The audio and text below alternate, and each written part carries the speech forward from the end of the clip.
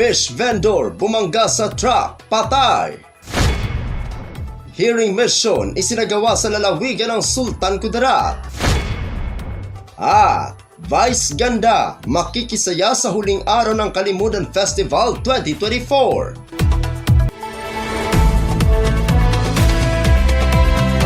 Yan ang ulo ng mga balita sa Sultan Kudarat Headliners.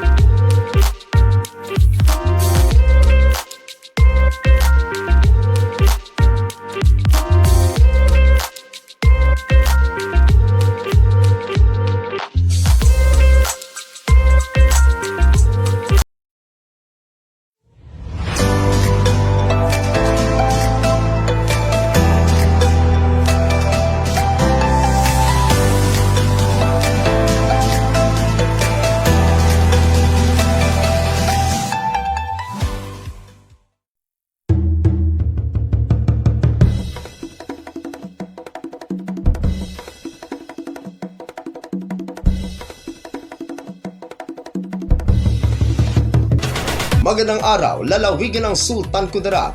Narito na ang mga pangunahing balita sa Sultan Kudarat Headliners ngayong Nobyembre 14, taong 2024. Fish vendor bumangga sa truck, patay. Narito ang ulat.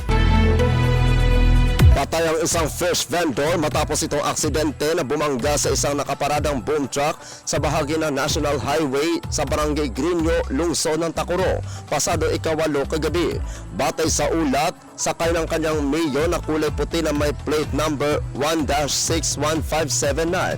Ang biktimang kinilala na si Jetri Agtoto, 34 na taong gulang, may asawa at naninirahan sa Barangay Maligaya, bayan ng Lambayong, lalawigan ng Sultan Kudarat. Umiwas umano sa isang sasakyan ng biktima at hindi ito nakita ang isa pang nakaparadang Isuzu boom truck na kasalukuyang nag-aayos sa mga solar lights. Sa lakas ng pagkabangga ay pumailalim ang biktima na siyang naging sanhi ng kanyang agarang kamatayan. Labis naman ang panghihinayang ng kaanak at pamilya ng nasabing biktima dahil iniwan nito ang kanyang misis at ilang buwang anak. Ako ang inyong kaibigang Apolinario 30 Valencia para sa Sultan Kudarat Headliners. Hearing mission isinagawa sa lalawigan ng Sultan Kudarat. Narito ang ulat. Patuloy ang pagsusulong ng hearing mission ng Provincial Government of Sultan Kudarat sa pakikipagtulungan ng Starkey Hearing Foundation mula kahapon, ika-13 hanggang ngayon, ika-14 na Nobyembre taong kasalukuyan. Layunin ng misyon na magbigay ng libreng hearing aid sa mga naninirahan sa lalawigan na may problema sa pandinig, lalo na sa mga hindi kayang bumili ng mga kagamitan. Sa pagpanguna ni Governor Dato Pax Ali S. Mangudadato, tinatayang aabot sa mahigit 1,000 benepisyaryo ang nakikinabang mula sa nasabing hearing mission.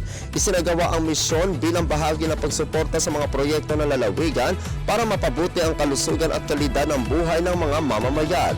Ang pakikipagtulungan ng Sultan Kudarat at Starkey Hearing Foundation ay isang malaking tulong sa mga individual na hindi pa nakakatanggap ng tamang solusyon sa kanilang kondisyon.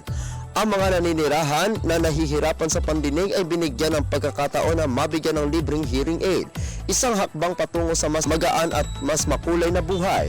Samantala, nagpapasalamat naman ang mga benepisyaryo sa pagkakataong ito, ang inaasahan nilang magiging mas magaan at makulay ang kanilang buhay sa pamamagitan ng mas malinaw na pandinig. Tiniyak ni Governor Mangudadato na patuloy na isusulong ng lokal na pamahalaan ang mga programang makikinabang ang mamamayan, lalo na ang mga nasa laylayan ng lipunan. Ako ang inyong kaibigang Apolinario 30 Valencia para sa Sultan Kudarat Headliners. Para sa huling balita, Vice Ganda makikisaya sa huling araw ng Kalimudan Festival 2024. Narito ang ulat. Naging malaking sorpresa ang pag-anunsyo kagabi ng ikapito kung sino ang malaking celebrity ang maging guest pa sa Kalimudan Festival 2024 na kung saan hinulaan ito ng mga netizen. Nabigla at natuwa ang lahat ng inanunsyo sa Facebook page ni Governor Dato Pax alias Manguno Dato na si Vice Ganda ang huling celebrity guest sa huling araw ng pagdiriwang ngayong ika-22 ng Nobyembre taong kasalukuyan. Sa pagpasok ni Vice Ganda sa mga imbitadong celebrity, naging kumpleto na ang magtatanghal, magpapakilig at magpapatawa sa mga manunood. Narito ang mga magiging schedule ng celebrity na magtatanghal sa 4 na araw na pagdiriwang. Abangan si Sarah Geronimo kasama ang Cloud 7 at Dukis Band mula sa lungsod ng Davao sa pagbubukas ng Kalimudan Festival sa ika-19 ng Nobyembre. Si Jericho Rosales kasama ang singer na si Adi at mga kapuso na sina kapuso artist Derek Monasterio at Ellie Villanueva at tutugtog din sina Konemi at Quedras Band na mula sa lungsod ng General Santos sa ika-20 ng Nobyembre. Sa ika-21 ng Nobyembre, babalik muli si Enrique Hill sa lalawigan ng Sultan Kudarat. Makakasama ang bandang Rocksteady at si Isaac Tabudlo at tutugtog rin ang kilalang banda mula sa lalawigan ng Bukidnon, ang Jason Intaud.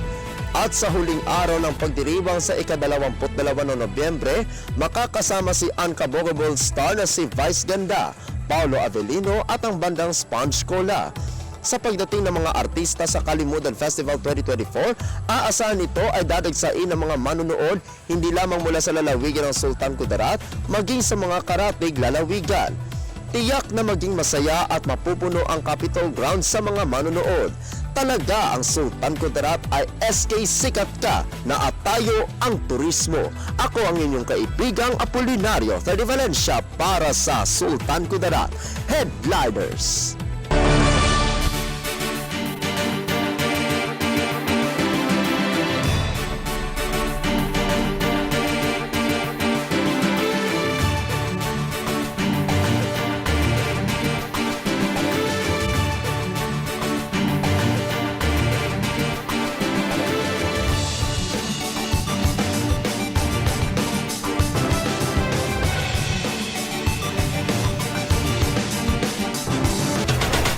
Atin ang kabuuan mga balita sa araw na ito. Mga balitang kailangan ninyong malaman, balitang walang kinakampihan, balitang totoo, balitang may dalang aral at inspirasyon. Ito ang Sultan Kudarat Headliners.